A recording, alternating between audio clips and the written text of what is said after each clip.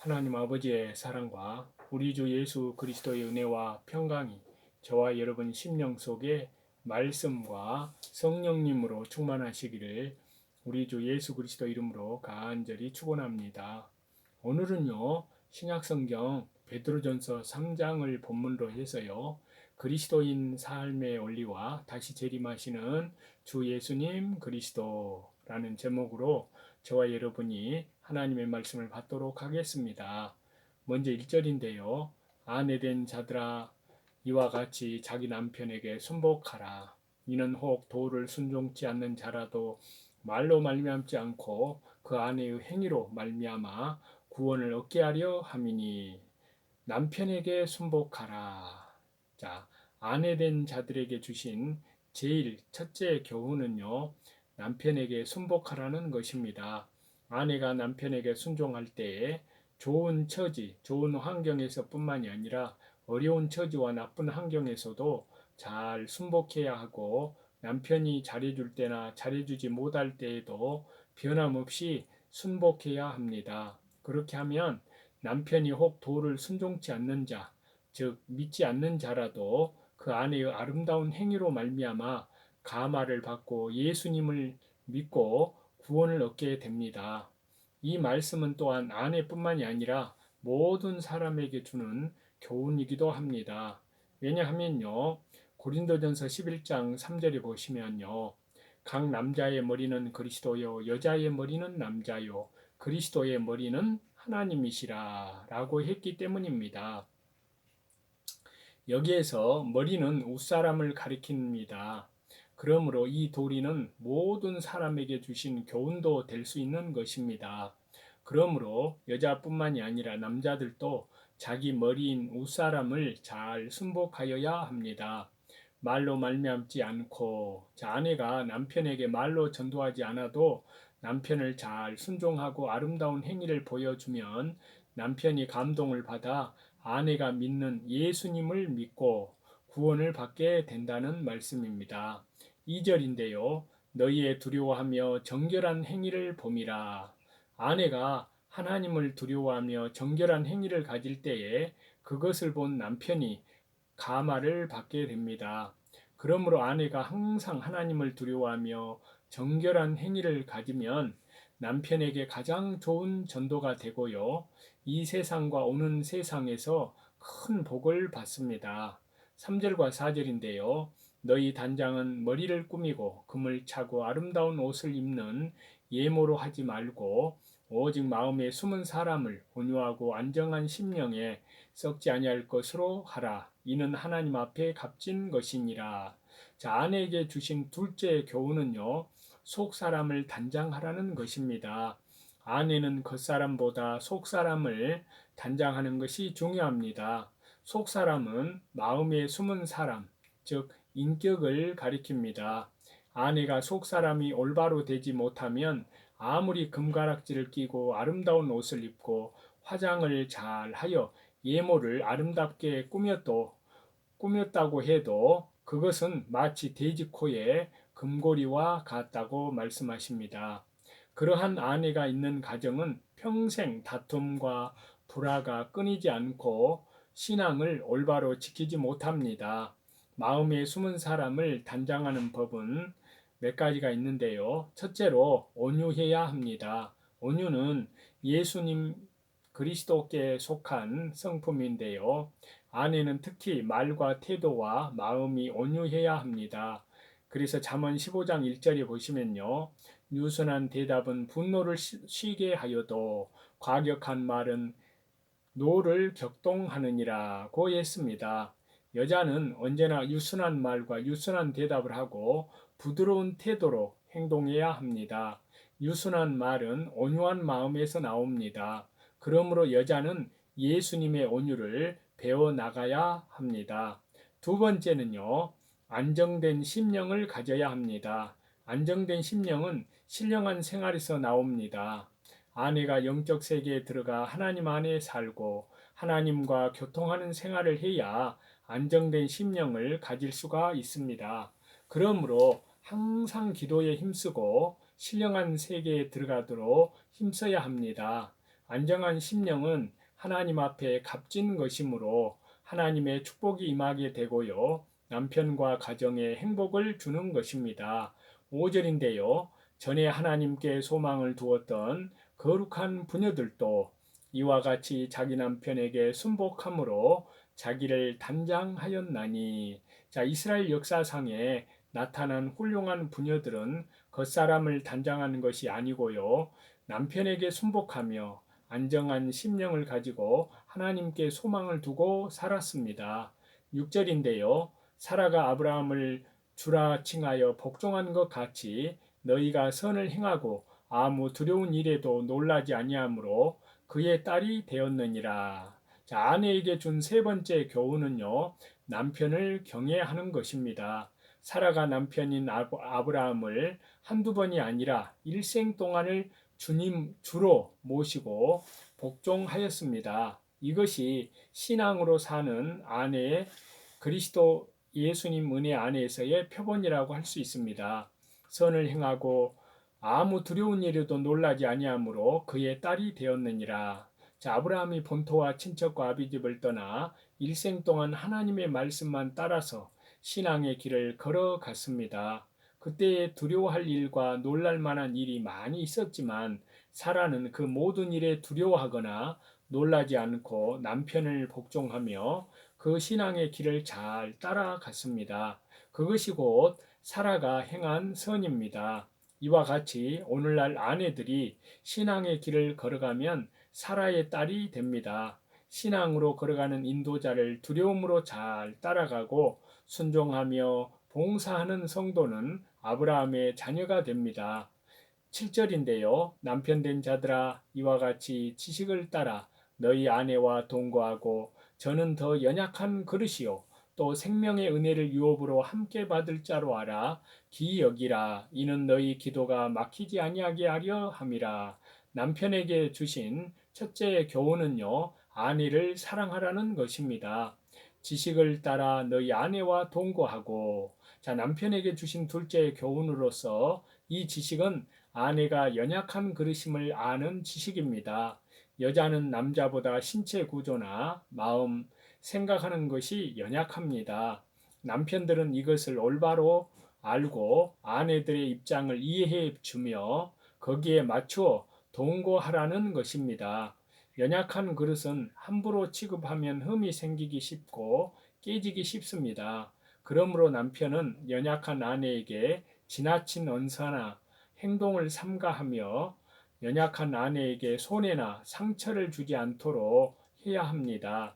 만일 남편이 자기의 표준대로 함부로 말을 하거나 행동하게 되면 아내의 마음이 상처를 입고 오해가 생겨 가정에 분란이 일어나기 쉽습니다. 그러므로 아내를 연약한 그릇과 같이 여겨 아껴주고 사랑하며 원만한 가정이 이루어지도록 노력하고 순종해야 합니다. 생명의 은혜를 유업으로 함께 받을 자. 자, 아내는 남자의 종이나 이용물이 아니고 생명의 유업을 함께 받을 동반자입니다. 아내도 남편과 같이 생명의 유업을 함께 받을 자이므로 하나님이 보시기에는 남자나 여자가 다 평등한 위치에 있는 것을 알고 인권을 서로 존중해 줘야 합니다. 기이 여기라. 남편에게 주신 세 번째 교훈은요, 아내를 기이 여기라는 것입니다. 그러므로 남편이 아내를 사랑하고 기이 여겨야 합니다. 왜냐하면요, 아내는 하나님이 기이 여기는 여자이기 때문이요. 두 번째는 하나님이 생명의 유업을 남자와 함께 받도록 하였기 때문이요. 세 번째는 남편의 보필자이기 때문입니다. 아내가 그렇습니다. 그러므로 남편은 언제나 아내를 기이 여겨야 됩니다. 또한 이것은 윗사람이 아랫사람을 기이 여기라는 교훈도 됩니다. 이는 너희 기도가 막히지 아니하게 하려 함이라. 아내가 순종하지 않거나 안정된 심령을 잃어버릴 때 혹은 남편이 아내를 사랑하지 않고 이기주의와 자기 고집대로만 나아가면서 아내를 학대하면 기도가 막힙니다. 그리하여 하나님과의 교통이 끊어지고 영적 흑암에 빠져 믿는 일이 되지 않습니다. 그러므로 성도는 마땅히 앞에서 말씀드린 대로 남편과 아내에게 대한 교훈을 잘 지키고 순종해서 기도가 막히지 않고 영적 생활의 진보가 되도록 하여야 합니다. 8절인데요. 마지막으로 말하노니 너희가 다 마음을 같이하여 체휼하며 형제를 사랑하며 불쌍히 여기며 겸손하며. 자, 마지막으로 말하노니 이것은 베드로전서 2장 13절 이하에서 보면은요. 마음을 같이하려면 마음이 하나가 되어야만 합니다. 각자의 마음이 다 다르기 때문에 자기 주장대로만 하면 마음이 하나가 될 수 없습니다. 마음이 하나가 되는 길은 피차 서로 간에 주 예수님의 마음을 품어야 합니다. 예수님의 마음은요, 빌립보서 2장 5절 이하에 잘 말씀하고 있습니다. 예수님의 마음은 어떤 마음이냐 하면은요, 하나님과 동등된 존귀와 보좌와 영광과 권세를 다 내어놓고 낮아져서 종살이한 마음입니다.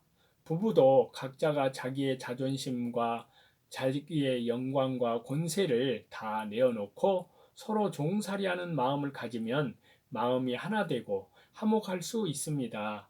교회 안에서도요, 성도들이 모두 그리스도의 마음을 품으면 마음이 하나 될 수 있습니다.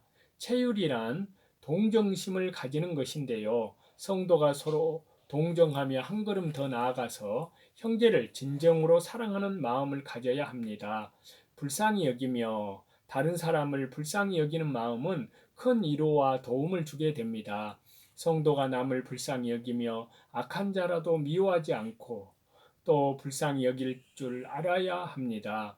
악한 자는 현재 마귀의 종이 되어 있고 악행으로 말미암아 하나님의 무서운 심판을 받을 것이기 때문에 얼마나 불쌍합니까?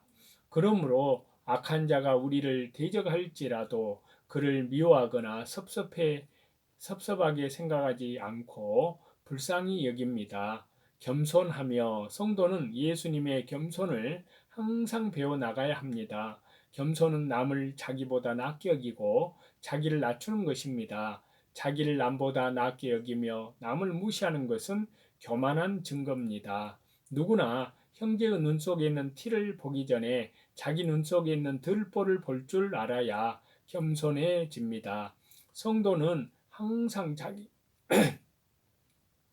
자기 눈 속에 있는 들보를 올바로 보고 그것을 뽑으려고 힘쓰는 자가 되어야 합니다. 사도 바울이 나는 죄인의 가운데 죄인 중에 괴수라고 하였습니다. 또 예수님은 친히 제자들의 발을 씻어 주셨습니다.